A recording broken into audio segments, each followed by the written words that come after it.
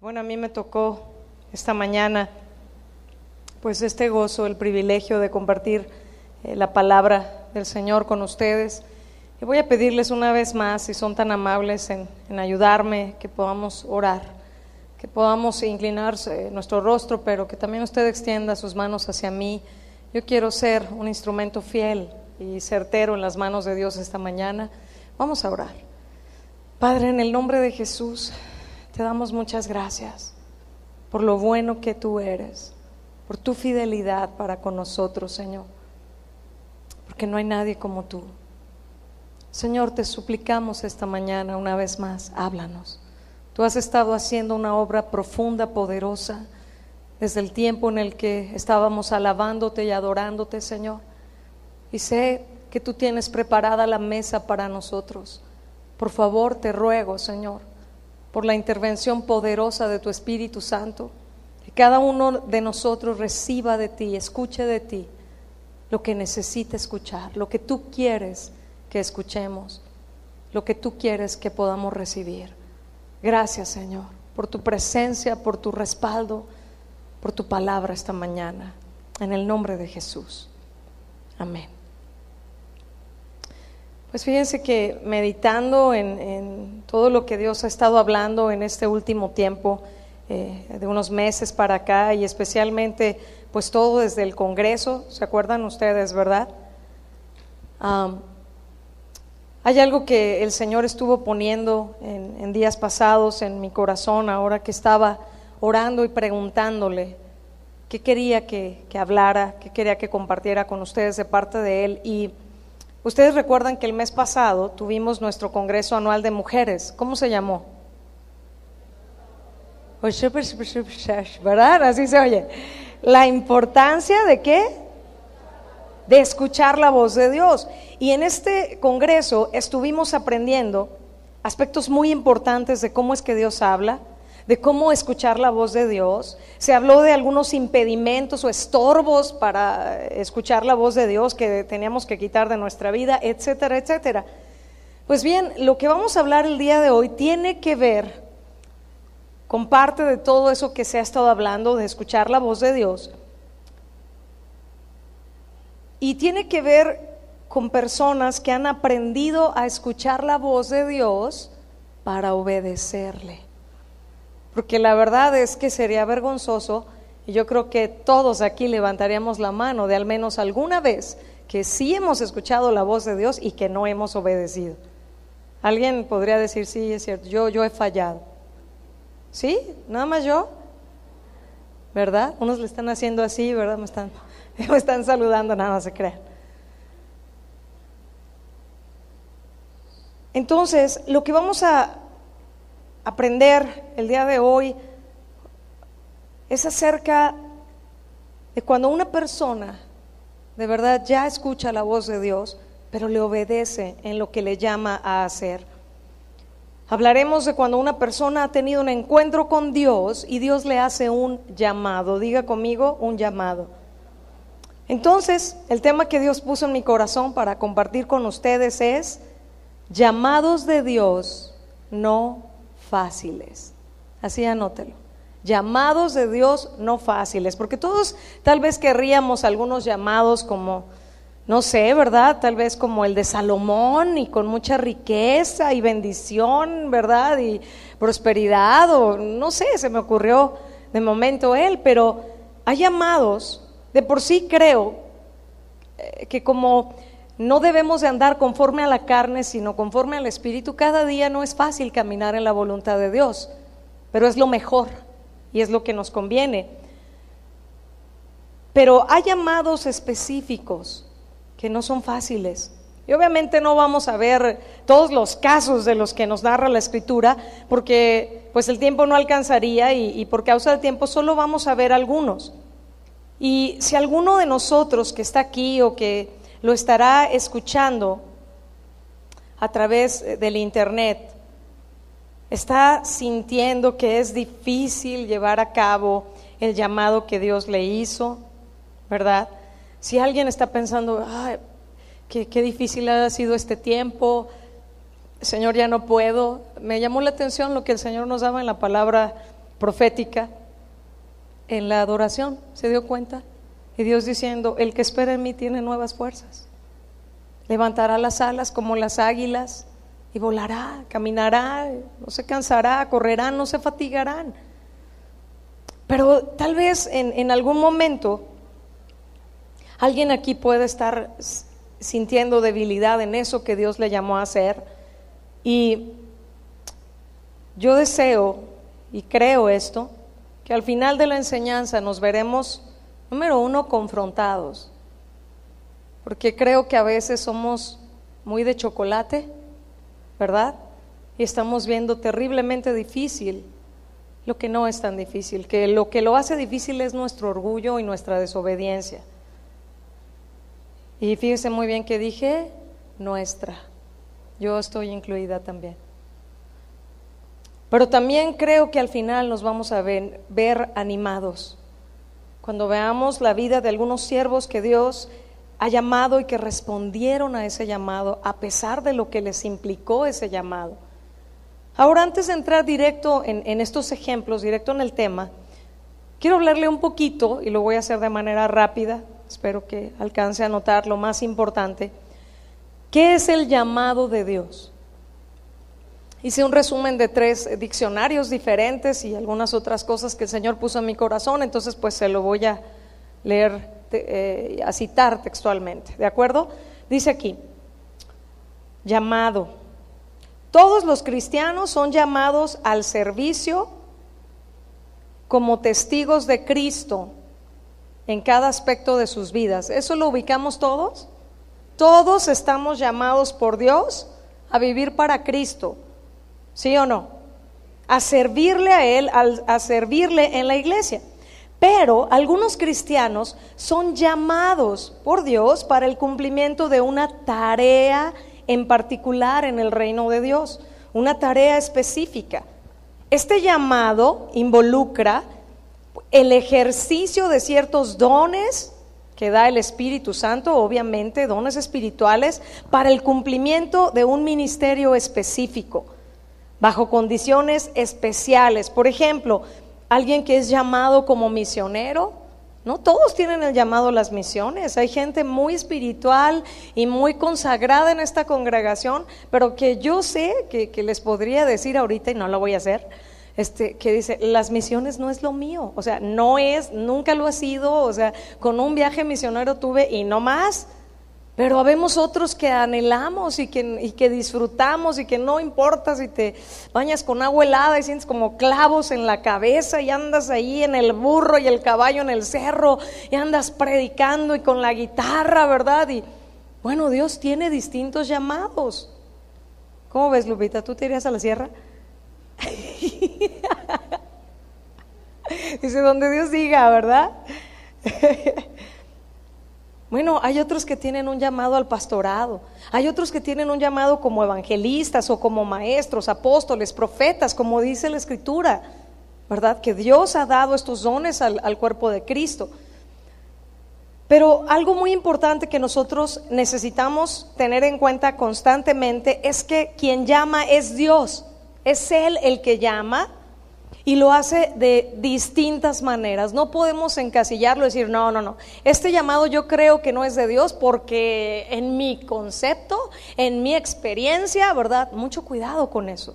Él llama de distintas maneras, y el reconocimiento personal de este llamado, ¿sí?, en cada uno de nosotros, resulta de la convicción de que Dios nos ha apartado, ¿verdad? El que recibe el llamado tiene esa convicción: Dios me ha apartado para una tarea en particular. Por ejemplo, ¿verdad? Todas las servidoras aquí que están, de mujeres, ¿cuántas de ustedes fue muy claro en tu corazón? Es que aquí es donde Dios quiere que yo sirva. Levante la mano.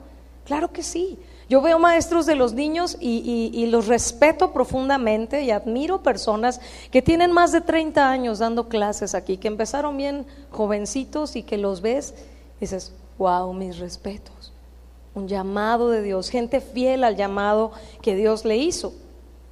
Entonces, el resultado de esta convicción va a ser un deseo intenso por obedecer, por hacer lo que Dios nos está pidiendo. Entonces, Aquí podemos decir que el elemento más importante en la respuesta de un creyente al llamado de Dios, ¿qué es? La obediencia. Es el elemento más importante. La obediencia a Cristo y un deseo genuino de servirlo a Él, de servirlo en su reino. Y bueno, un elemento que acompaña al llamado de Dios, al servicio, también es una visión clara. Cuando Dios nos llama, Dios nos va a decir claramente qué hacer. Cuando Dios te llama, Dios te va a capacitar. Yo creo que han escuchado esta frase: Dios no llama a los capacitados, Dios capacita a los que llama. Y eso es verdad. No es por algo de la carne, ¿verdad? La Escritura también dice que el Espíritu Santo repartió los dones como Él quiso. ¿Cómo? Como Él quiso. Entonces, ¿quién hace el llamado? ¿Cuál es el elemento más importante para dar respuesta a ese llamado? La obediencia. Hasta aquí vamos bien, ¿verdad? Y Dios nos dará una visión clara que acompañará este llamado. Él nos va a decir qué hacer. Y además el llamado es una invitación de Dios. Qué hermoso nuestro Dios, ¿no? Él no nos forza. Él no va a decir, no tienes que hacer esto porque yo soy tu Dios y porque yo te formé. No. Él te dice, mira, yo te invito, yo quiero que hagas esto y te voy a respaldar y te voy a proveer todo lo que necesites. Entonces el llamado es una invitación a seguir esta visión que Dios nos da y llevarla a cabo. Cuando el creyente responde al llamado de Dios, lo que hace es apropiarse de esta visión. ¿De quién es la visión? ¿Nuestra o de Dios? Eso es importante también, porque luego hay personas que tienen su visión y quieren convertirla como si fuera la visión de Dios, y no es la visión de Dios. ¿Me estoy explicando?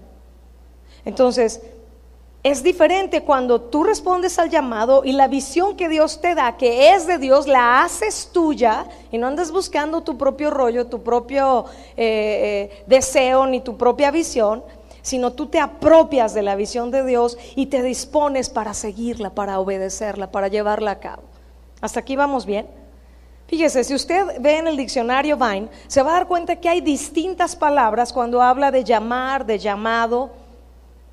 Pero una de las palabras en el Nuevo Testamento cuando se habla de llamado y que es importante para esta enseñanza es klesis, que es llamamiento.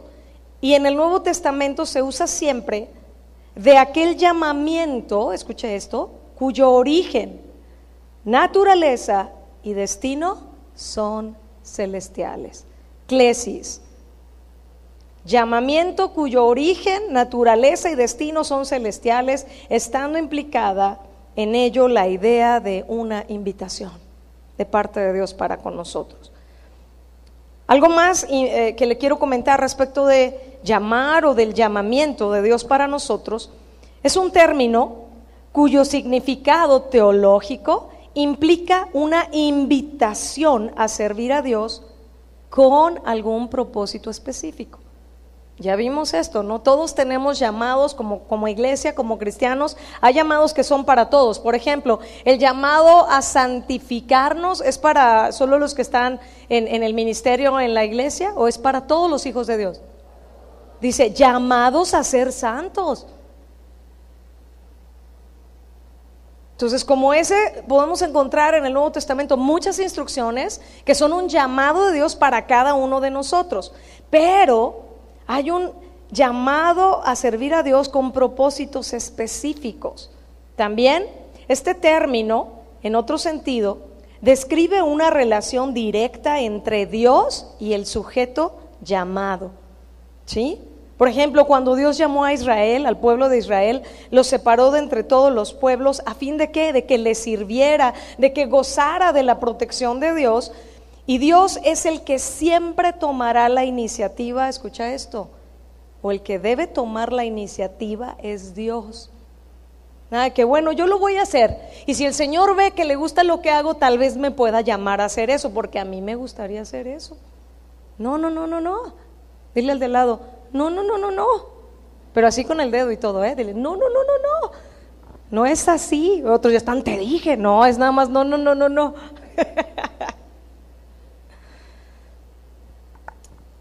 Dios es el que debe tomar la iniciativa en este llamamiento. aunque algo muy triste es ver que casi siempre es una minoría o un remanente el que responde a los llamados de Dios. Eso lo podemos ver en las Escrituras. Yo le voy a decir algo con mucho respeto de lo que me di cuenta.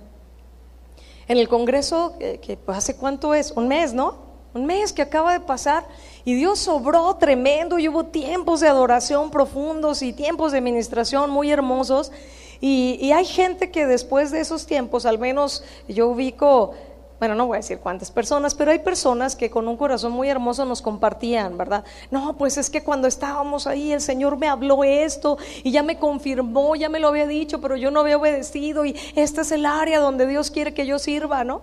Yo dije, pues qué bueno, ya te quedó claro, pues ándale a servir. ¿Y qué cree? Pasó un mes. ¿Y usted qué piensa? Que no más nada. Y yo pensaba en eso, digo, Señor, ¿qué onda con nosotros, verdad? ¿Qué nos pasa? Si no es porque no escuchemos claramente la voz de Dios, sino porque no hay ¿qué? Obediencia. ¿Sí? Bueno, también podemos ver en algunos pasajes de los evangelios, y especialmente en los escritos del apóstol Pablo, la base para el significado teológico del llamamiento. Es el hecho de que Dios llama al hombre en Cristo para un propósito que Él mismo determinó. Fíjate, Dios nos llama en Cristo y Él ya tiene cosas preparadas de antemano para nosotros, para que andemos en ellas, dice su palabra. En general, este es el punto de vista del Nuevo Testamento. Y la respuesta del hombre que es llamado puede ser para creer, y en este sentido está el llamamiento que habla acerca del proceso de la salvación.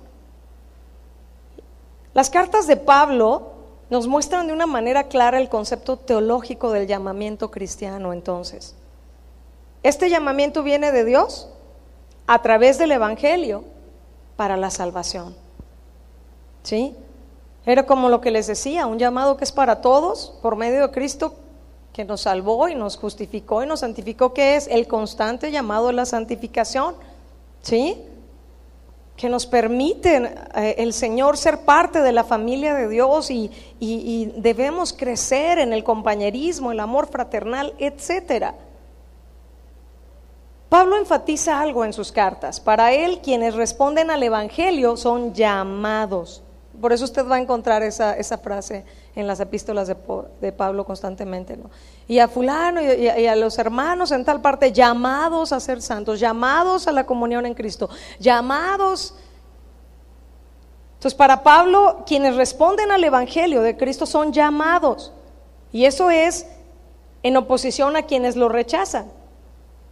Y esta idea está tomada de la misma enseñanza de Jesús. Usted lo puede ver en Mateo 22:14.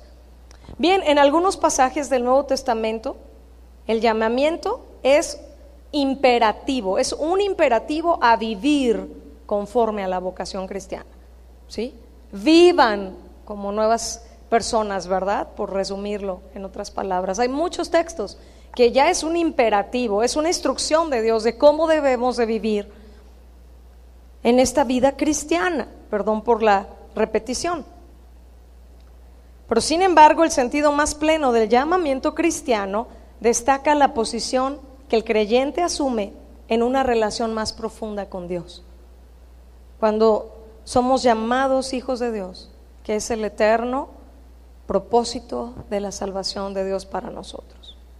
Pues bueno, si pudiéramos resumir todo esto que acabamos de puntualizar, basta con decir que en esa comunión con Dios, Dios hace llamados específicos para personas específicas y tareas específicas. ¿Está de acuerdo conmigo? Ahora, yo quiero entrar ya en el desarrollo del tema de lleno, y voy a intentar, ¿verdad?, dependiendo de cómo vaya el tiempo, hablar de 4 ejemplos. Hay muchísimos, de verdad. A mí se me venía uno tras otro cuando estaba orando y le decía, pero entonces, ¿de cuál hablo? Y consideré que los 4 que para esta enseñanza son de los que vamos a hablar. El primero es Abraham. ¿Por qué era importante comenzar por Abraham? ¿Cómo se le conoce a él? ¿Cómo qué?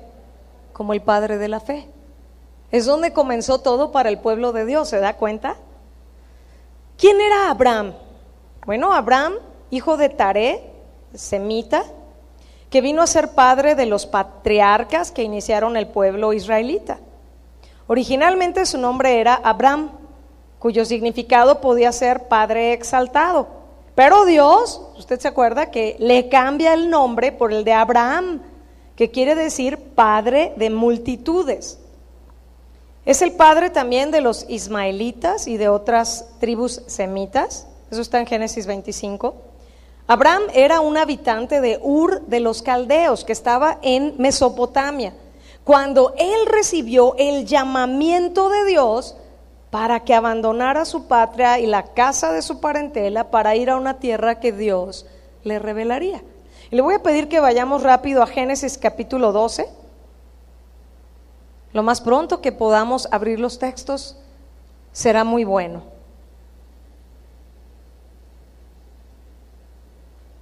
Génesis 12.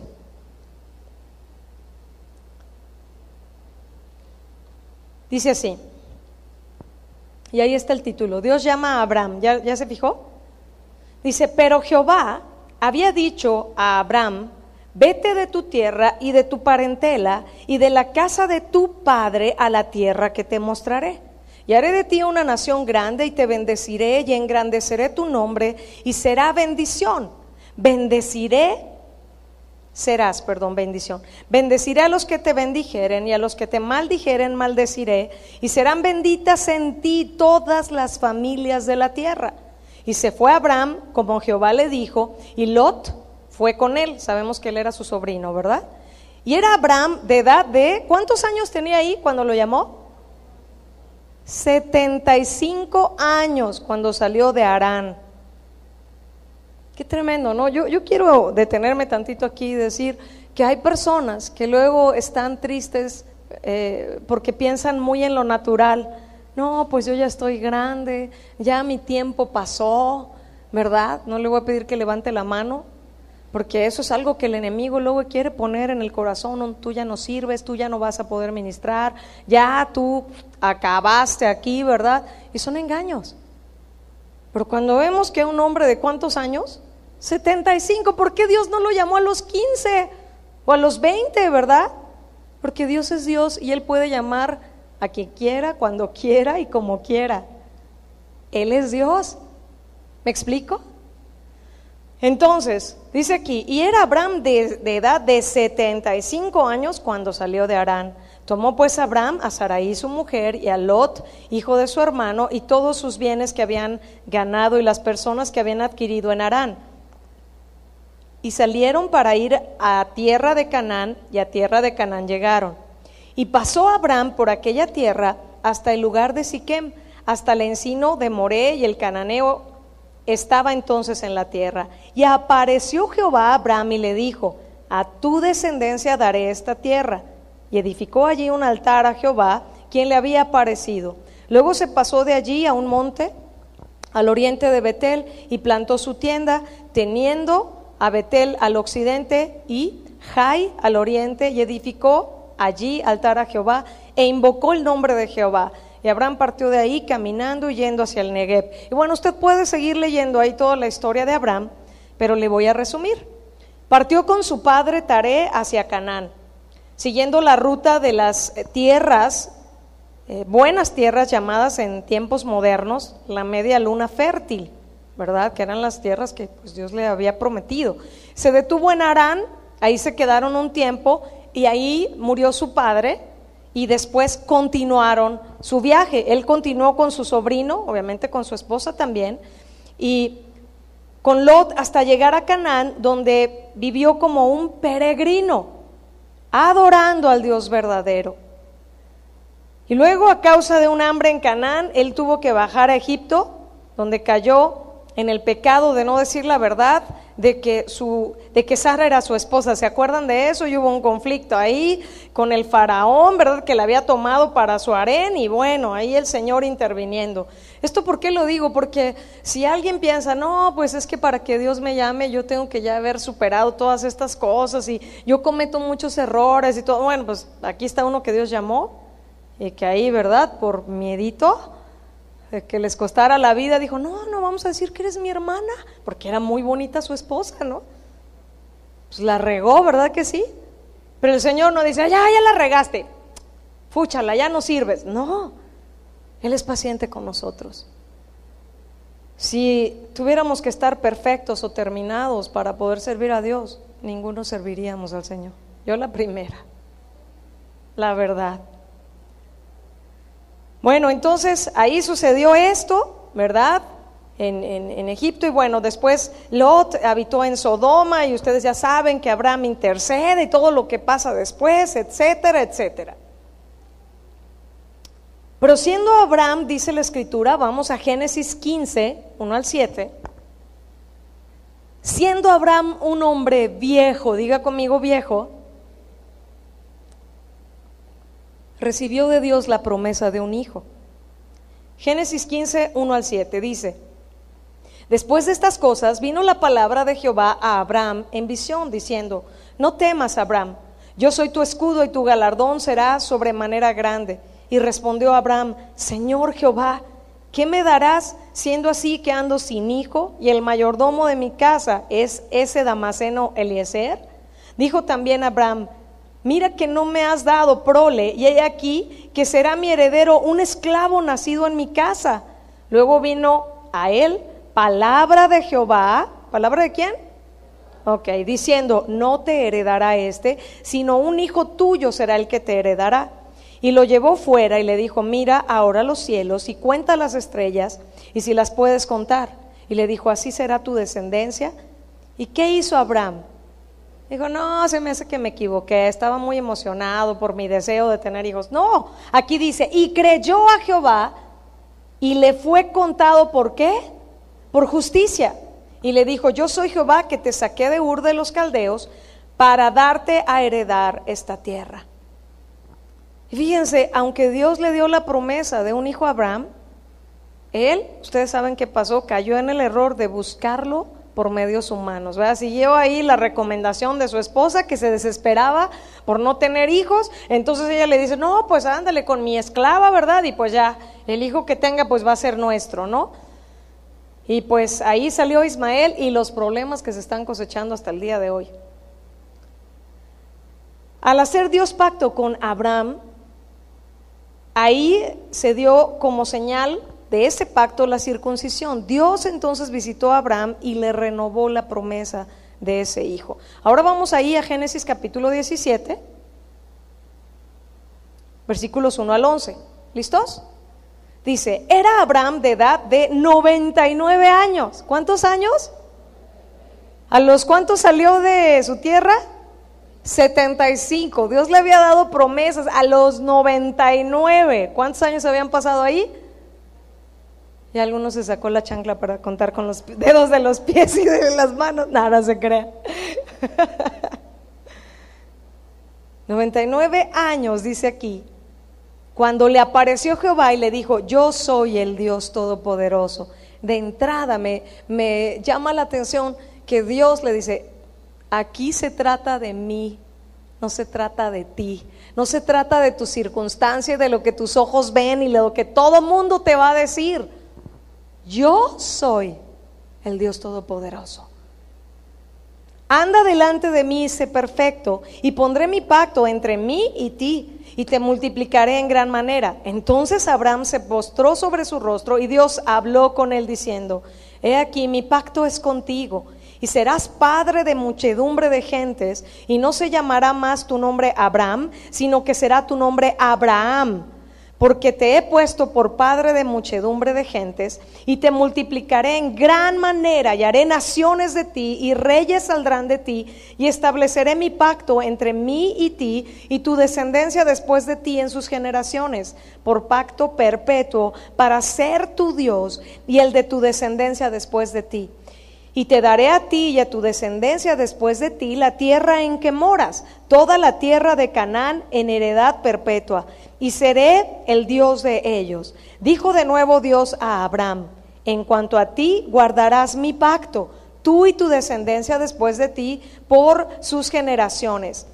Este es mi pacto que guardarán entre mí y ustedes y tu descendencia después de ti. Será circuncidado todo varón de entre ustedes. Circuncidarán pues la carne de su prepucio y será por señal del pacto entre mí y ustedes. Luego vámonos al versículo 15 al 22, dice: dijo también Dios a Abraham: a Sarai tu mujer no le llamarás Sarai, mas Sara será su nombre, y la bendeciré y también te daré de ella hijo. Sí, la bendeciré y vendrá a ser madre de naciones, reyes de pueblos vendrán de ella. Entonces Abraham se postró sobre su rostro, y ¿qué dice que hizo? Se rió y dijo en su corazón: ¿a hombre de 100 años ha de nacer hijo? Y Sara ya de 90 años ha de concebir.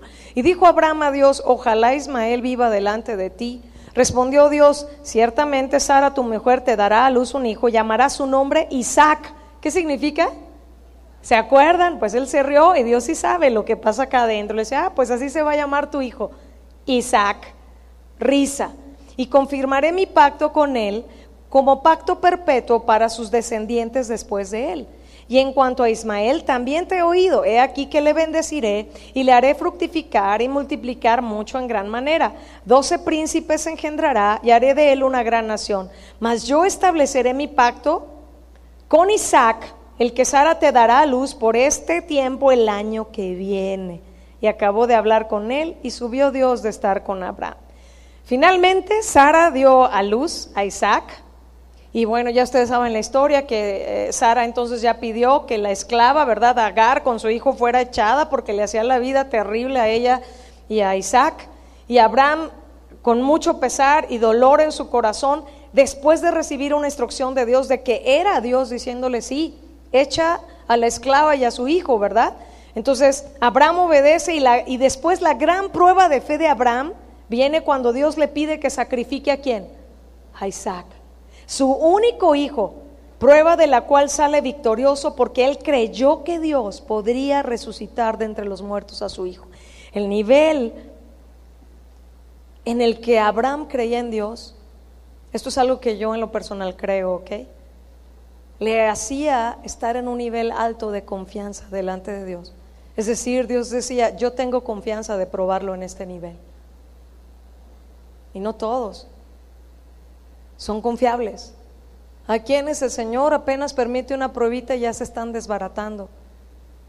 Hay quienes de pronto parece que es una prueba y otra prueba y más intensa, y de pronto uno puede pensar: ya no puedo, Señor. Pero Dios dice: sí puedes, yo te ayudo.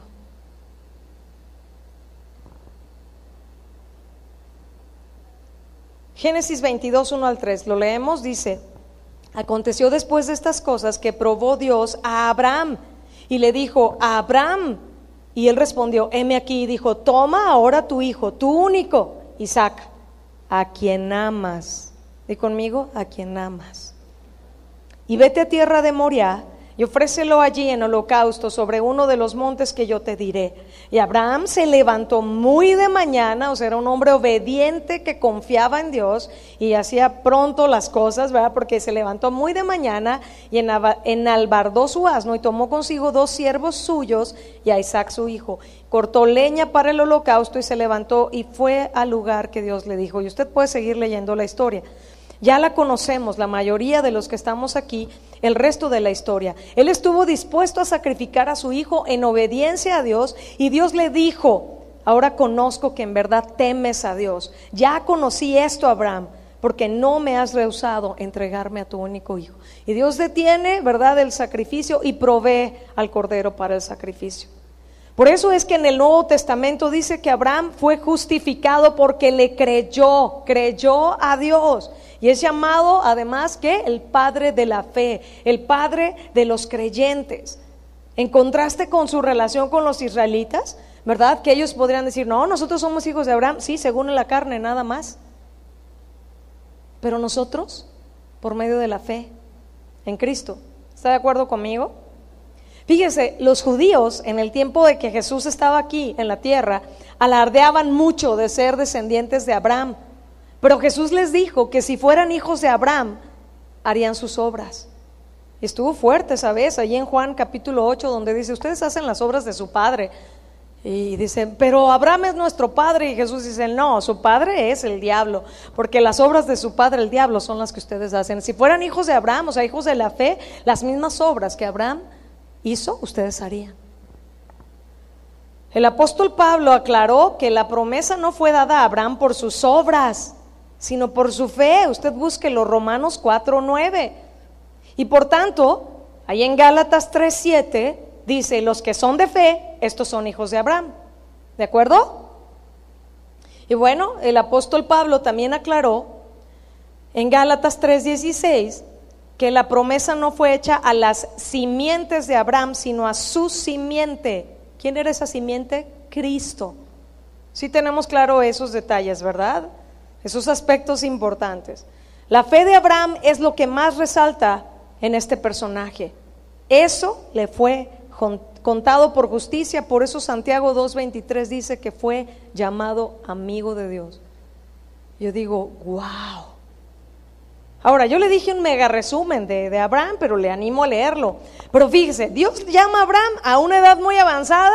O sea, imagínese usted cuando ya, vamos a tratar de ir más allá en nuestra mente para imaginar algunas cosas, obviamente no cosas que contradigan la palabra. Pero un hombre de 75 años no sería una persona muy sólida que ya logró cosas en la vida, aunque en ese tiempo vivían más años, ¿verdad? Sí, pero ya 75 años y de pronto Dios le mueve todo y le dice, deja todo. Yo no sé si aquí hay alguien que dice, no, yo ya hice vida aquí en Guadalajara, no, ¿cómo me voy a mover? No, pero es que ya tantos años y el Señor puede venir en un momento y decir, quiero que te vayas a vivir a otra parte, porque Dios es Dios. Abraham, siendo un hombre pues sólido, tal vez estable en todos los aspectos, le pide que deje todo y que se vaya en obediencia a un lugar que ni le dice cuando salió. Le dijo, yo te voy a decir dónde, tú salte. ¿Y qué hizo Abraham? Obedeció. Luego, ya siendo un hombre viejo, recibe la promesa de un hijo y tuvo que esperar al menos 24 años, ¿verdad?, para ver el cumplimiento de esa promesa. Y a los 99 años Dios le dice, el próximo año por estas fechas vas a tener un hijo. Imagínese el trato de Dios en ese tiempo. O sea, le pidió que dejara todo y luego 24 años esperando, porque Dios le dijo, te voy a dar descendencia. Y de pronto, ya cuando Dios se aseguró, yo creo eso, de su corazón, de haber tratado lo que tenía que tratar en el corazón, le dice, el próximo año vas a tener tu hijo. Y pues él se ríe, ¿no?, por dentro, diciendo, Señor, o sea, si ya cuando tenía 75 ya estaba muy viejo, o sea, ahorita mi esposa tiene 90, pero no dijo nada, nomás fue acá y Dios le dice, sí, pues tu hijo se va a llamar Risa, para que te acuerdes, ¿verdad? Bueno, no le dijo así. A los 99 años le confirma la promesa, y cuando Abraham tenía 100 y entonces Sara seguramente 91, Dios le da a su hijo. Y déjeme decirle algo que tal vez no estamos viendo. El llamado a ser padres no es cualquier cosa, escúcheme. A la edad que sea, el llamado a ser padres no es cualquier cosa, pero en especial en esa edad implicaba mucho más esfuerzo que si le hubiera llamado en los 30, 40 o hasta 50 años a ser padre, ¿sí o no? Es la verdad. Abuelitas, ¿cuántos son aquí abuelitos? A ver. ¿Tú tienes la misma pila que tenías con tus hijos? Ya vete con tu mami, mijo.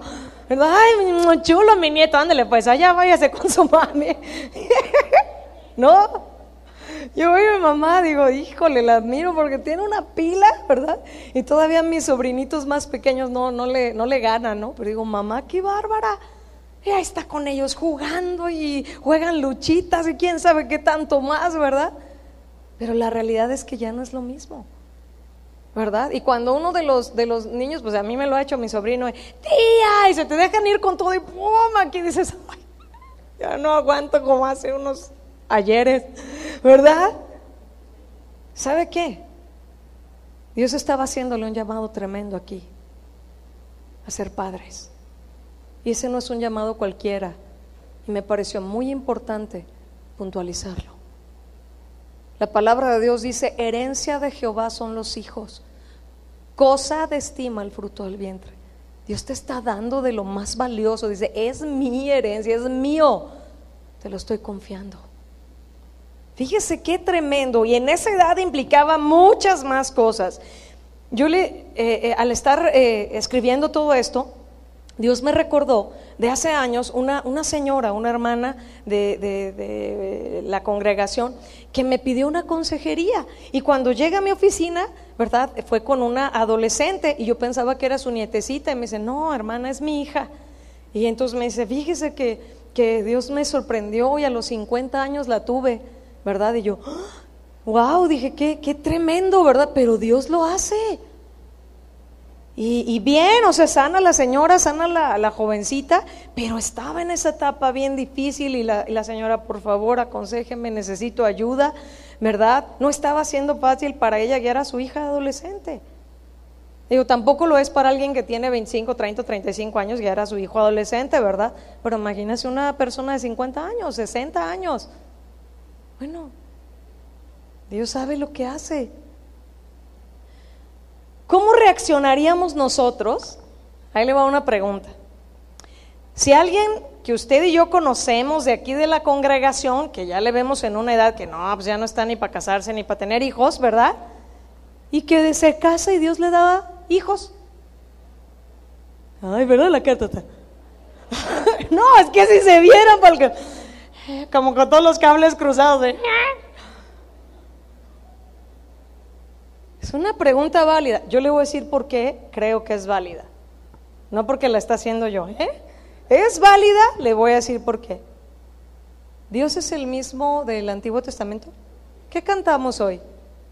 Jesucristo, eres el mismo de ayer, hoy y por los siglos.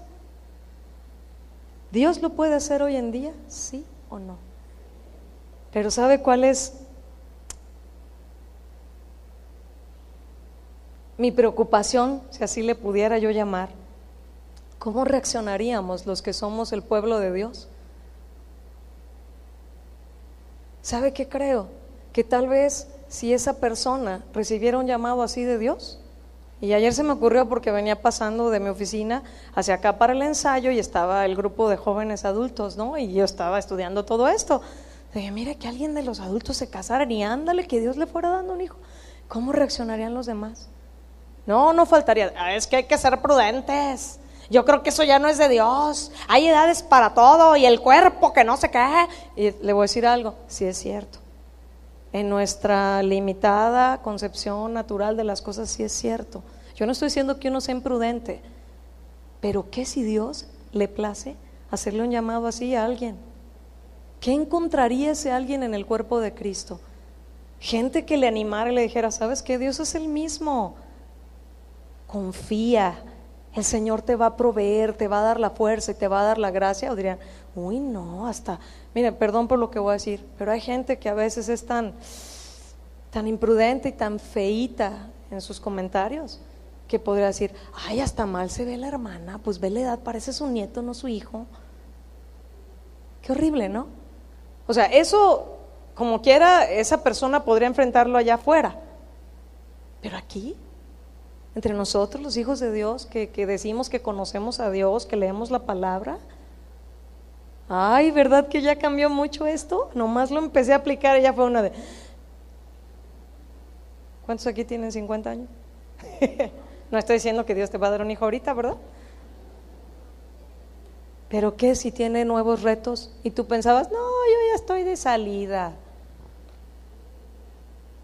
Y el Señor dice, sí, de salida de eso, porque no era mi voluntad, ahora quiero que hagas esto. Entonces Dios es el mismo de ayer, hoy y por los siglos.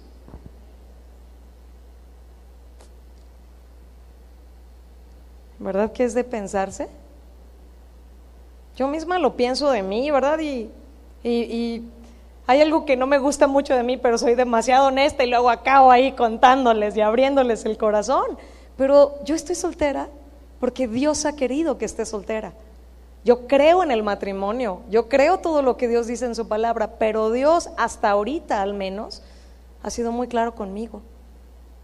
Y cuando estaba estudiando dije, ay Señor, y si se te ocurriera ya cambiar el asunto ahorita, Yo digo, pues es que va a estar como que medio difícil, pero ya dije, no voy a decir nada porque voy a predicar esto y no se te vaya a ocurrir, ¿verdad? Probarme ahí. No, yo haría lo que Dios me diga, pero sí me entiende.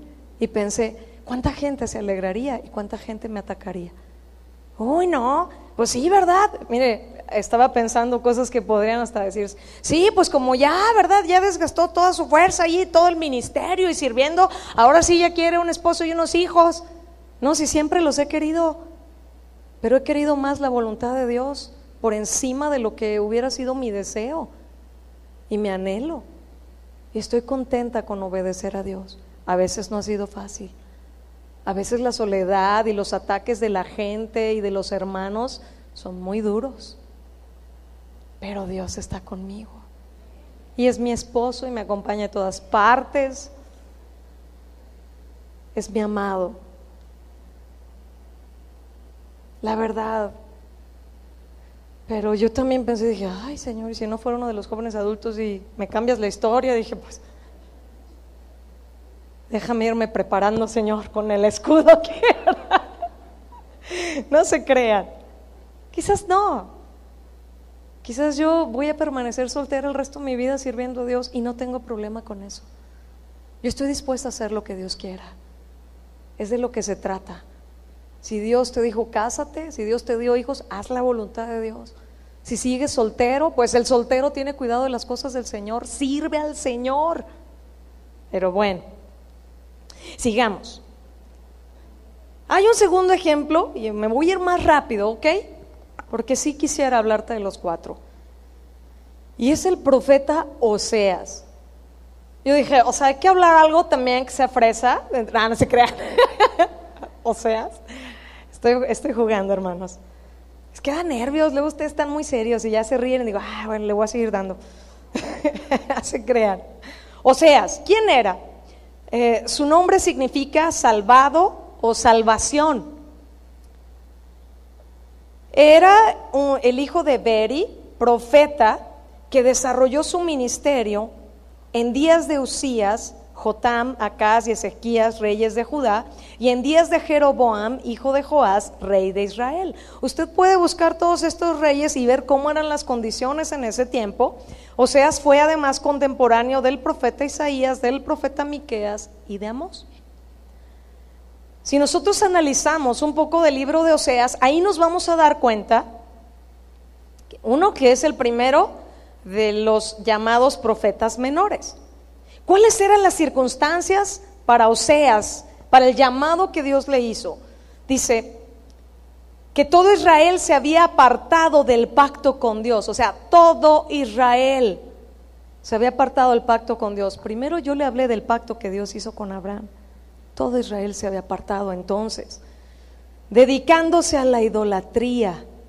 En el reino del norte, que era Israel, usted sabe que se dividió, ¿verdad? El reino del norte, Israel, y el sur, Judá, dice, floreció un culto a Baal. O sea, no nada más estaban apartados del Señor, sino una idolatría grave. En Judá, el rey Usías había intentado una reforma de esto, pero esta reforma resultó incompleta porque los lugares altos, o sea, de adoración, de idolatría, no fueron quitados. Además, el rey se enalteció intentando ejercer el oficio de sacerdote, por lo cual este rey fue castigado con lepra y vivió el resto de sus días en una casa apartada. Imagínense las circunstancias, el entorno del llamado de alguien como Oseas. Y mire, mientras Jotam, el hijo de este rey, que se había enaltecido y tuvo lepra, ¿verdad?, tuvo el cargo de la casa real, Usías había encabezado una confederación de estos países para rechazar a los asirios, pero Jotam cambió de política y se acercó a estos. Y bueno, ya usted puede leer todos estos detalles allí en la historia. Entonces, por lo cual Resín y Peca lo atacaron a este rey. En el reino del norte, el rey Jeroboam II había desarrollado una era de gran expansión comercial para Israel y vio aumentada en gran manera su riqueza, pero esta prosperidad vino atada a grandes injusticias sociales. Ahora, tras la muerte de Jotam en Jerusalén, quien fue el sucesor de él, era su hijo Acaz, el cual se distinguió por un comportamiento impío. Usted lo ubica, ese rey malvado, que llegó a quemar en sacrificio a sus propios hijos. Esto está en 2 de Crónicas 28. O sea, ¿se puede imaginar ser llamado por Dios como un profeta en medio de una circunstancia así? Ahora, ¿por qué le comenté un poquito de todo esto? ¿Sí? Eran grandes las amenazas de invasión de Asiria, ante lo cual el rey de Israel, Peca, y el de Siria, Resín, que eran los que ya le había mencionado, le propusieron una alianza defensiva. Acaz se negó, por lo cual esos reyes invadieron Judá. Le infligieron grandes derrotas y le tomaron muchos prisioneros. Eso está en 2 de Crónicas 28. Pero los asirios, aliados de Acaz, invadieron Israel y Siria, conquistando Damasco y Samaria. Entonces, fíjese, la mayor parte del ministerio de Oseas tuvo lugar antes de este último acontecimiento. ¿Usted cree que él fue un siervo de Dios en un lugar fácil y en un tiempo fácil de la historia del pueblo de Israel? ¿Sí o no? O sea, igual y no me entendió todo lo que le dije porque voy súper rápido, pero léalo ahí en el libro de Crónicas. No era fácil el entorno. Pero si eso ya, porque hay algunos dicen, no, es que claro, Janet, como tú no conoces a mi familia y lo que me atacan y lo que me dicen, pues yo te diría, pues tú no conoces a la mía y no sabes lo que yo he padecido por Cristo, ¿verdad? Pero a veces ya con eso estamos, no. Y bueno, Oseas, además de tener unas circunstancias impresionantemente difíciles, déjeme decirte, en los primeros 3 capítulos del libro de Oseas, tú puedes ver cómo Dios elabora una parábola con la vida del profeta, el cual recibió la orden de casarse con Gomer. ¿Y ustedes ubican qué era Gomer? Era una mujer ramera. Y Dios le dice, cásate con ella. Yo estaba pensando, ¿cómo pensaríamos ahora? No, hombre, si por cualquier errorcito en la predicación de la palabra, ¿verdad? Los detractores ya están, no, este es un falso y está enseñando no sé qué, por un errorcito. Se equivocó del pasaje o se equivocó en una interpretación. Somos humanos. ¿Qué pensarían de que Dios le diga a alguien, cásate con una prostituta? ¿Verdad? ¿Verdad que no son llamados fáciles de Dios los que estamos leyendo en la Escritura? Ahora, no con esto yo estoy justificando, porque puede haber quien diga, ya ven, y está justificando conductas pecaminosas y conductas reprochables delante de Dios. Pero de pronto uno piensa, híjole, no, pues ¿cómo pensaría yo de alguien que le tengo en una estima alta espiritual y que diga, no, pues Dios me dijo que me casara con esta mujer? No, hombre, lo criticaríamos tal vez, lo señalaríamos, hasta tal vez lo excomulgábamos. ¿Sí o no? Sean honestos, ¿qué piensan? Pero si eso no fuera poco, de ese matrimonio nacen 3 hijos que llevan nombres simbólicos. Uno era Jezreel, que significaba porque yo castigaré la casa de Jehú por causa de la sangre de Jezreel. El otro se llamaba Lo-Rubama, o sea, no compadecida, porque Dios dice, no me compadeceré más de la casa de Israel. Y Lo-Ami, que era el último, que se llamó pueblo mío, no pueblo mío. Ahora, cada uno de estos nombres está relacionado con un juicio de Dios para su pueblo. No, hombre, qué familia maravillosa, ¿verdad? ¿Cuántos de ustedes querrían haber tenido algo así? Te acabas de casar, Ale, ¿verdad? ¿Te imaginas que Dios te dijera algo así? No, pues yo los vi ahí tan bien bonitos en su boda, y uno se casa, ¿verdad? O bueno, la que se ha casado, ¿no? Muy ilusionado y enamorados y todo hermoso. Pues aquí estaba grueso, porque Dios de pronto dice, pues tu primer hijo se va a llamar así, y todo para hablar del juicio de Dios para el pueblo de Israel. Wow. O sea, por si tú creías que en tu familia han sucedido cosas difíciles, híjole, yo creo que no se le compara a un Oseas, que por integridad con Dios, por obediencia a Dios, mira todo el paquetazo que recibió. Híjole, está fuerte, ¿no? Visto desde ese ángulo. Bueno, pues además de eso, fíjase, Dios, ¿verdad? Cada uno de estos nombres estaba relacionado con un juicio de Dios sobre el pueblo, pero al final Dios volvería a bendecir a los suyos. Y eso lo establece ahí en el libro de Oseas: con todo será el número de los hijos de Israel como la arena del mar. Y luego se anuncia la futura unidad del pueblo de Israel, del reino de Israel, y que se nombraría un solo jefe. Eso está en Oseas 1 del 1 al 11. Pero la infidelidad de Israel es tipificada por Gomer, la esposa de Oseas, y ella no reconoció, dice la escritura, no reconoció que yo le daba el trigo, el vino, el aceite, que le multipliqué la plata y el oro que ofrecían a Baal. O sea, haciendo una analogía con su pueblo, el Señor, y Dios va a hacer juicio sobre ella y la iba a castigar, pero luego el Señor la perdona, ¿verdad? Y como un símbolo, ¿verdad? Dice: la atraeré, hablaré a su corazón. Usted conoce, es un versículo que nos gusta mucho predicar: la traeré al desierto, ¿verdad? Y la traeré a mi corazón. Y esta mujer estaba en un pecado grave, pero estaba tipificando el pueblo de Dios. Y Dios dice que le va a perdonar y que iba a haber un resultado de arrepentimiento en Israel, y que no le llamaría, que ya le llamaría Ishi, que es mi marido, y que nunca le llamaría Bali, mi Señor, que volvería a la comunión con Dios, que se desposaría con el Señor. Eso está en Oseas capítulo 2. Pero entonces Gomer es adúltera, pero Dios le ordena al profeta, fíjense, ella lo traiciona. O sea, adultera contra él. Es una mujer terrible. Y Dios le dice al profeta: búscala, ve por ella, ámala, recíbela, conquístala. No, hombre, uno está leyendo ese texto y está, ¿verdad? Eso le dije de broma, así como aire. Fíjate, tremenda esta mujer, y Dios le dice: ve, búscala, conquístala otra vez. Que yo voy a mostrar a través de tus hechos cómo es mi carácter, cómo es mi corazón, que aunque mi pueblo ha pecado tan gravemente, yo estoy dispuesto a perdonarlos y a abrazarlos otra vez. Yo dije: wow, que Dios considera a un hombre confiable para representarlo a Él en esa manera, pero para pasar cosas tan duras, híjole, se me hace muy tremendo. No sé a usted. Le ordena que la busque, la busca. Oseas le dice a la mujer que estarían mucho tiempo absteniéndose de relaciones, lo que simbolizaba los días que estarían los hijos de Israel sin rey, sin príncipe, sin sacrificios, sin estatuas, sin efod y sin terafines. Todo eso está en Oseas 3. Después volverían los hijos de Israel y buscarían a Jehová su Dios.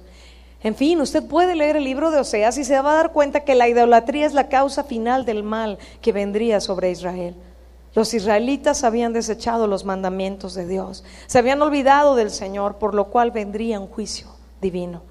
Pero al final del libro de Oseas, Dios promete: yo sanaré su rebelión y los amaré de pura gracia. Pura gracia. Y entonces vendría la gloria de Israel. Entonces Israel diría: ¿qué más tendré yo con los ídolos? ¿Sí se está dando cuenta de a qué punto quiero llegar con Oseas? ¿Usted cree que era un llamado fácil?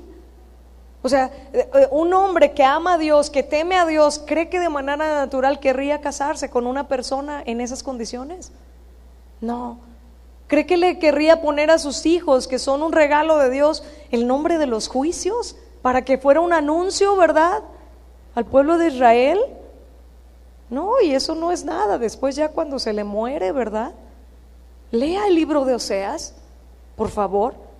Entonces, resumiendo, Dios le dice que se case con una ramera, ella le es infiel, lo abandona, luego Dios le dice que la perdone, que la vuelva a buscar, que la enamore, que la cuide, ¿verdad?, y que la conquiste nuevamente, y que tuviera hijos con ella. Y luego sus hijos eran una señal de los juicios de Dios para el pueblo de Israel.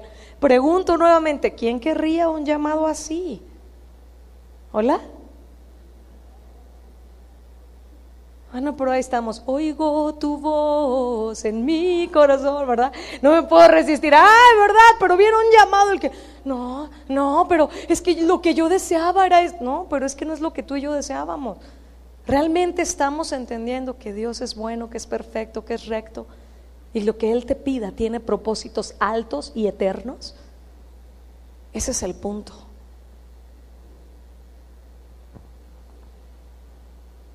Dios usó la vida de Oseas y su familia como una parábola por el pueblo de Israel. Ejemplo 3. Ahora vamos a dar un brinco al Nuevo Testamento. Me voy a ir súper rápido leyendo, ¿sale? Hechos 26. Aquí el apóstol Pablo mismo está en su defensa ante Agripa, ¿verdad? Está diciendo cómo fue su llamado, ¿de acuerdo? Hechos 26. Lo leemos, dice: entonces Agripa dijo a Pablo: se te permite hablar por ti mismo. Pablo entonces, extendiendo la mano, comenzó así su defensa. Dice: me tengo por dichoso, oh rey Agripa, de que haya de defenderme hoy delante de ti de todas las cosas de que soy acusado por los judíos, mayormente porque tú conoces todas las costumbres y cuestiones que hay entre los judíos, por lo cual te ruego que me oigas con paciencia. Mi vida pues desde mi juventud, la cual desde el principio pasé en mi nación, en Jerusalén, la conocen todos los judíos, los cuales también saben que yo desde el principio, si quieren testificarlo, conforme a la más rigurosa secta de nuestra religión, viví fariseo. Y ahora, por la esperanza de la promesa que hizo Dios a nuestros padres, soy llamado a juicio. Promesa cuyo cumplimiento esperan que han de alcanzar nuestras 12 tribus, sirviendo constantemente a Dios de día y de noche. Por esta esperanza, oh rey Agripa, soy acusado por los judíos. ¿Qué? ¿Se juzga entre ustedes cosa increíble que Dios resucite a los muertos? Yo ciertamente había creído mi deber hacer muchas cosas contra el nombre de Jesús de Nazaret. Ustedes saben todo lo que él hacía, ¿verdad? Él azotaba a los cristianos, mataba a los cristianos. Y dice: tú sabes lo que yo hice.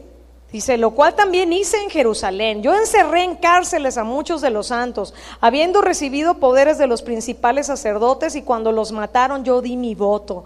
Y muchas veces, castigándolos en todas las sinagogas, los forcé a blasfemar, y enfurecido sobremanera contra ellos, los perseguí hasta en las ciudades extranjeras. Imagínense, era implacable el apóstol Pablo. Y luego dice aquí cómo se convirtió. Versículo 12. Ocupado en esto iba yo a Damasco con poderes y en comisión de los principales sacerdotes, cuando a mediodía, oh rey, yendo por el camino, vi una luz del cielo que sobrepasaba el resplandor del sol, la cual me rodeó a mí y a los que iban conmigo. Y habiendo caído todos nosotros en tierra, oí una voz que me hablaba y decía en lengua hebrea: Saulo, Saulo, ¿por qué me persigues? Dura cosa te es dar coces contra el aguijón. Yo entonces dije: ¿quién eres, Señor? Y el Señor dijo: yo soy Jesús, a quien tú persigues. Pero levántate y ponte sobre tus pies, porque para esto he aparecido a ti, para ponerte por ministro y testigo. Fíjese el llamado de Dios para Pablo: de las cosas que has visto y de aquellas en que me apareceré a ti, librándote de tu pueblo y de los gentiles, a quienes ahora te envío, para que abras sus ojos, para que se conviertan de las tinieblas a la luz y de la potestad de Satanás a Dios, para que reciban por la fe que es en mí perdón de pecados y herencia entre los santificados. Por lo cual, oh rey Agripa, no fui rebelde a la visión celestial. ¿Se acuerda que hablamos del llamado, que Dios da una visión clara? Dice: sino que anuncié primeramente a los que están en Damasco y en Jerusalén y por toda la tierra de Judea, y a los gentiles que se arrepintiesen y se convirtiesen a Dios, haciendo obras dignas de arrepentimiento. Por causa de esto, los judíos, prendiéndome en el templo, intentaron matarme. Pero habiendo obtenido auxilio de Dios, persevero hasta el día de hoy, dando testimonio a pequeños y a grandes, no diciendo nada fuera de las cosas que los profetas y Moisés dijeron que habían de suceder. O sea, nada fuera de lo que dice la Escritura. Que el Cristo había de padecer y ser el primero de la resurrección de los muertos, para anunciar luz al pueblo y a los gentiles. Y mire, me voy a detener aquí, pero uno podría pensar: wow, ¡qué llamados! Era un hombre tremendo, y mira, y Dios le habla y se le manifiesta y todos se dan cuenta, y después Dios siguió manifestándose a él de una manera impresionante, ¿no? Y uno podría pensar: no, hombre, después de esto que les contó, todos los que estaban escuchando se convirtieron. ¿No podríamos pensar así? ¿Pero qué cree? Nadie se convirtió en ese momento. Y el rey le dice: por poquito me persuades a ser cristiano. Es más, usted sigue leyendo y ahí 2, 3 versículos adelante le dijeron: Pablo, estás bien loco, las muchas letras te volvieron loco. O sea, él hablando con toda una un denuedo de la verdad de Dios, del poder de Dios, y estás loco. ¿Cuántos de ustedes en su casa le han dicho, ya, estás loca, vas a empezar otra vez con tus cosas, y todo, tu Biblia, ¿verdad? ¿A quién le ha dicho así? Pues no se agüite. El apóstol Pablo, que mira el encuentro que tuvo con el Señor, le dijeron, estás loco, Pablo. Pero bueno, uno dice, wow, qué llamado. Pero usted ha leído en 2 Corintios 11, ¿cuáles sufrimientos tuvo él por llevar a cabo su llamado? Vamos a leerlo rápido. 2 Corintios 11, 16 al 30. Y el título de esa porción es Sufrimientos de Pablo como apóstol. ¿Listos? Ahí va. Otra vez digo que nadie me tenga por loco, o de otra manera recíbenme pues como a loco, para que yo también me gloríe un poquito.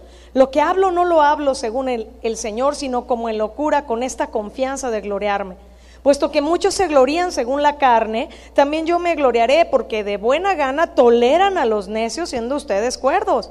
Pues toleran si alguno los esclaviza, si alguno los devora, si alguno toma lo que es vuestro, si alguno se enaltece, si alguno les da de bofetadas.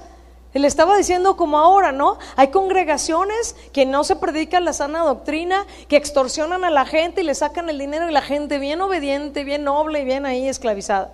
Y Dios los saca a libertad y llegan a otro lugar donde hay pastores conforme al corazón de Dios, no perfectos, pero sí rectos delante de Dios, y de pronto la gente que allá sí era toda sumisa es la más problemática.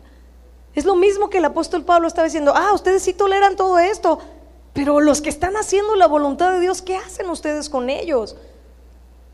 Dice, para vergüenza mía lo digo, para eso fuimos demasiado débiles, pero en lo que otro tenga osadía, dice, hablo con locura, yo también tengo osadía. Son hebreos, yo también. Son israelitas, yo también. Son descendientes de Abraham, también yo. Son ministros de Cristo, como si estuviera loco hablo, yo más. Y fíjese que un resumen, no es todo lo que vivió el apóstol Pablo, pero dice, en peligros de muerte, muchas veces. De los judíos 5 veces he recibido 40 azotes menos 1. 3 veces he sido azotado con varas, 1 vez apedreado, 3 veces he padecido naufragio, 1 noche y 1 día he estado como náufrago en alta mar, en caminos muchas veces, en peligros de ríos, peligros de ladrones, peligros de los de mi nación, peligros de los gentiles, peligros en la ciudad, peligros en el desierto, peligros en el mar, peligros entre falsos hermanos, en trabajo y fatiga, en muchos desvelos, en hambre y sed, en muchos ayunos, en frío y en desnudez, y además de otras cosas, lo que sobre mí se agolpa cada día, la preocupación por todas las iglesias. ¿Quién enferma y yo no enfermo? ¿A quién se le hace tropezar y yo no me indigno? Si es necesario gloriarse, me gloriaré en lo que es de mi debilidad. ¿Y cuántos a veces podrían pensar, yo quiero un llamado como el del apóstol Pablo? Sí, que el Señor me use así, ¿verdad? Pero tú también estarías dispuesta a padecer como Él padeció por causa del evangelio. ¿Verdad que luego no vemos el paquete completo? Resumen de Pablo, ¿qué decir de él? Él tenía un llamado a predicar el evangelio con una vida probada al extremo. ¿Está de acuerdo conmigo? Se cree que él sí estuvo casado un tiempo, pero la realidad que vemos en las escrituras es que estuvo soltero sirviendo al Señor durante su ministerio, ¿sí? Y es quien escribió de las analogías más tremendas del matrimonio y de la iglesia en relación a Cristo. ¿Se ha dado cuenta de eso? También de las principales instrucciones para el matrimonio y la familia las encontramos en sus epístolas. Sin embargo, hoy en día los cristianos llegan a menospreciar a solteros adultos que han dado su vida para el Señor, hombres o mujeres que sirven al Señor porque así Dios les llamó, y en lo natural piensan, no, pues qué experiencia va a tener si no ha tenido hijos, no, pues cómo me va a aconsejar si no se ha casado. Sí, esa es una manera muy natural de pensar, pero no se considera que si Dios llama a alguien, Dios le capacita, que Dios le instruye, que Dios tiene sus maneras de enseñarle.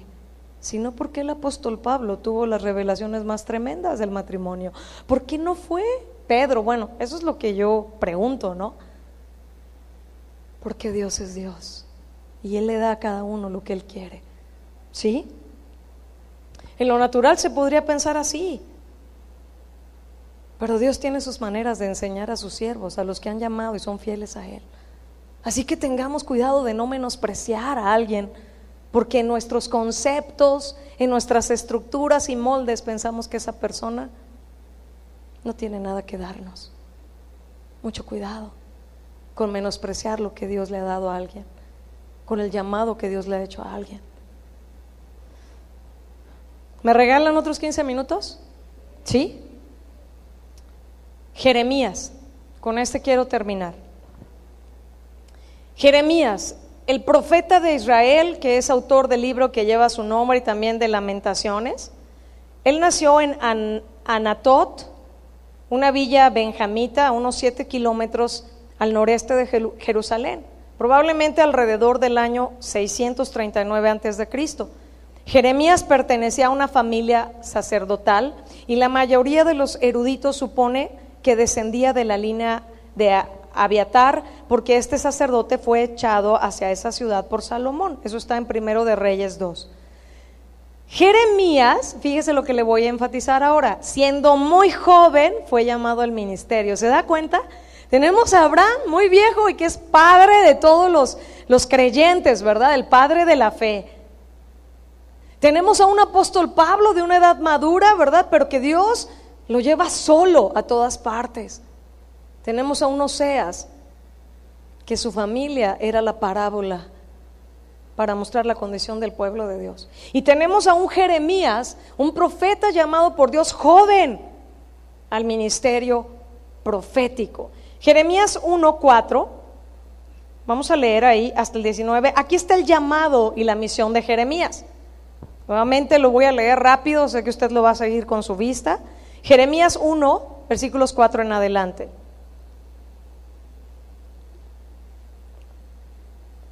¿Ya estamos ahí? Muy bien. Dice así: vino pues palabra de Jehová a mí diciendo: antes que te formase en el vientre te conocí, y antes que nacieses te santifiqué, te di por profeta a las naciones. Y yo dije: Señor Jehová, he aquí no sé hablar porque soy niño. Y me dijo Jehová: no digas soy un niño, porque a todo lo que te envíe irás tú y dirás todo lo que te mande. No temas delante de ellos, porque contigo estoy para librarte, dice Jehová. Y extendió Jehová su mano y tocó mi boca, y me dijo Jehová: he aquí he puesto mis palabras en tu boca. Y mira que te he puesto en este día sobre naciones y sobre reinos, para arrancar y para destruir, para arruinar y para derribar, para edificar y para plantar. La palabra de Jehová vino a mí diciendo: ¿qué ves tú, Jeremías? Y dije: veo una vara de almendro. Y me dijo Jehová: bien has visto, porque yo apresuro mi palabra para ponerla por obra. Vino a mí palabra de Jehová por segunda vez diciendo: ¿qué ves tú?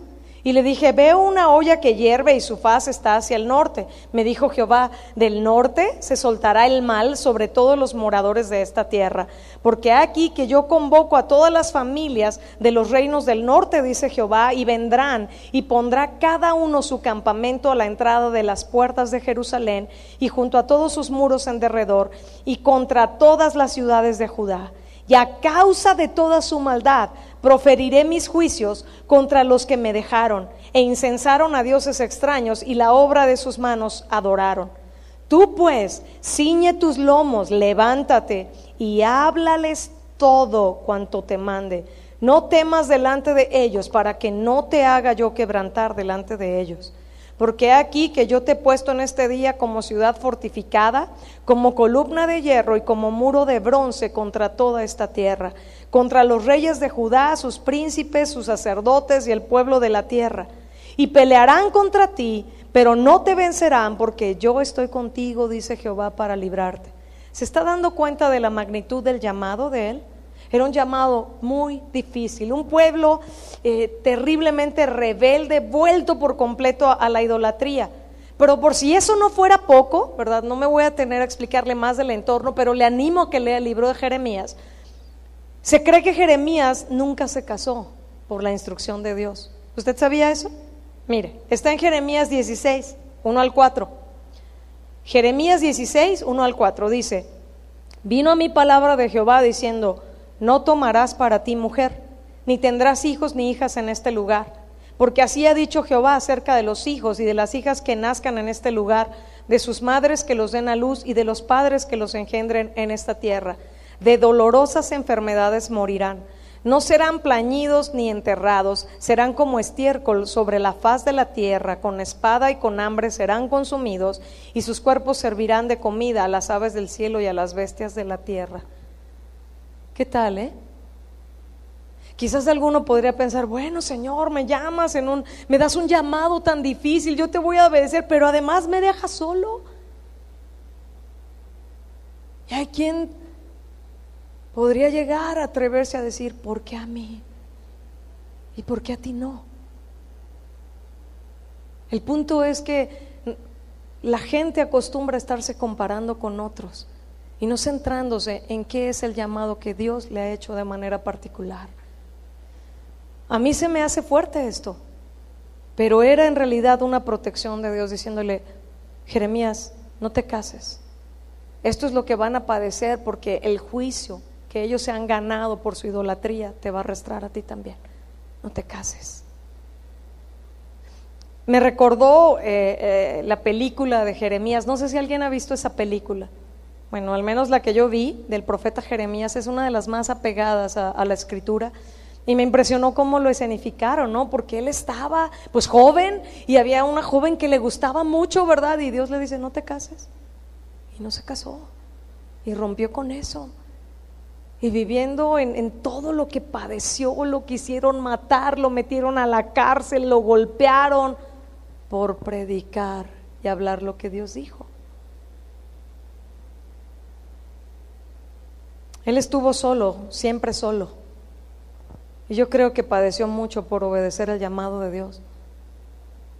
Pero fíjese, hubo un tiempo en el llamado del profeta Jeremías en que apareció otro profeta llamado Urías, con el mismo mensaje que Jeremías, y ambos atacaban la falsa religiosidad del pueblo que reducía su religión a los ritos del templo y olvidaba la parte moral. Ese mensaje por poco cuesta la vida a Jeremías, pues naturalmente los sacerdotes se le oponían. Y fíjese, uno podría pensar, ay, qué bueno es Dios, le dio un amigo verdadero, otro profeta, uno con quien él podía hablar. Pero al poco tiempo, el profeta Urías fue asesinado. A Jeremías le prohibieron entrar en el templo, eso está en el capítulo 36. Incluso sus coterráneos de Anatot intentaron quitarle la vida, eso está en Jeremías 11. Y a pesar de todo esto, Jeremías continuó predicando y anunciando el desastre que avecinaba sobre Judá. El profeta vio esto como el cercano cumplimiento de todos los oráculos con los cuales había advertido a Judá. Como no podía entrar en el templo, ordenó a su amanuense Baruch, ¿verdad?, que hiciera un resumen de todas sus profecías para que fuera a leerlas ahí, y así lo hizo. Al oír algunos funcionarios reales las palabras del rollo, le dijeron al rey. Cuando fue leído al monarca, este lo quemó en un brasero y ordenó que se aprisionara a Baruch y a Jeremías. Pero dice Jeremías 36, pero Jehová los escondió. Y ordenó a Jeremías que volviera a escribir las mismas palabras. Ahora yo le voy a decir algo, le estoy diciendo todo rápido y en resumen, pero usted se puede imaginar un poquito de lo que Jeremías vivió, del precio que pagó por obedecer al llamado de Dios, por ser la voz de parte de Dios para su pueblo rebelde. No voy a alargarme más. Le recomiendo de verdad que lea el libro de Jeremías completo. Pero él fue testigo de trágicos acontecimientos, de juicios de Dios. Y entonces Jeremías, usted puede encontrar ahí en el libro de Jeremías, se expresa frente a Dios en hermosos poemas, ¿verdad?, en los cuales da lugar a su perplejidad, pero también a su dolor. Siente que quiere oponerse a aquellas cosas. En un momento sintió que ya no podía. Especialmente dijo, ya no quiero ser mensajero de malas nuevas, esto es demasiado duro para mí.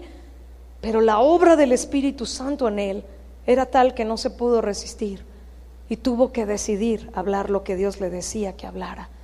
Y se lo voy a leer antes de terminar. Jeremías 20, del 7 al 13. ¿Estamos ahí? Fíjese las palabras de Jeremías. Yo le hice un compendio, ¿verdad?, un resumen muy, muy corto de Jeremías, pero solo se quiso casar y Dios le dijo que no. Llega por fin un amigo verdadero y se lo matan, viviendo perseguido en la cárcel. O sea, tremendo. Y mira lo que dice él en Jeremías 20, 7 al 13, cuando él estaba pensando, ya no voy a hablar más, ya no puedo con este llamado, ¿verdad? En otras palabras, dice, me sedujiste, oh Jehová, y fui seducido, más fuerte fuiste que yo, y me venciste. Cada día he sido escarnecido, cada cual se burla de mí, porque cuantas veces hablo, doy voces, grito, violencia y destrucción, porque la palabra de Jehová me ha sido para afrenta y escarnio cada día. Y dije, no me acordaré más de él, ni hablaré más en su nombre. No obstante, había en mi corazón como un fuego ardiente metido en mis huesos. Traté de sufrirlo y no pude, porque oí la murmuración de muchos, temor de todas partes. Denunciémosle. Todos mis amigos miraban si claudicaría. ¿Se ha sentido usted así? Que hay gente que nomás está esperando, mira, ya ves, no que muy cristiano. ¿Dónde está tu Dios? Todos mis amigos miraban si claudicaría, quizás se engañará, decían, y prevaleceremos contra él y tomaremos de él nuestra venganza. Mas Jehová está conmigo como poderoso gigante. Por tanto, los que me persiguen tropezarán y no prevalecerán. Serán avergonzados en gran manera, porque no prosperarán. Tendrán perpetua confusión que jamás será olvidada. Oh Jehová de los ejércitos, que pruebas a los justos, que ves los pensamientos y el corazón, vea yo tu venganza de ellos, porque a ti he encomendado mi causa. Y mire lo que dice después de este dolor de decir, ya no quiero hablar, pero dice, no, tú fuiste más fuerte que yo, me venciste, hay un fuego como metido en mis huesos, Señor, yo voy a hablar lo que tenga que hablar, yo te voy a dar las respuestas, no importa lo que cueste, es lo que está diciendo, en otras palabras, y al final dice, cantad a Jehová, load a Jehová, porque ha librado el alma del pobre de mano de los malignos. Para terminar, mira, hay muchos otros, pero el tiempo no nos alcanza. ¿Qué decir de otros como Isaías? ¿Sí recuerdas que Isaías profetizó desnudo por 3 años como una señal de parte de Dios? ¿Qué pensaríamos hoy en día si Dios levantara a otro Isaías? ¿Me estoy sabiendo explicar? ¿Qué decir de un Job que fue probado de manera impresionante como pocos yo creo en la vida, y fue por causa de su integridad? O simplemente basta leer Hebreos 11 para darnos cuenta cuántos héroes de la fe han sido pasados por fuego, aserrados, muertos a espada, por ser fieles al llamado de Dios. Pero esta generación, lo último que quiere escuchar es que se nos ha concedido con tan grande salvación el padecer por Cristo. Es una generación frágil que se queja de todo, que busca solo su comodidad.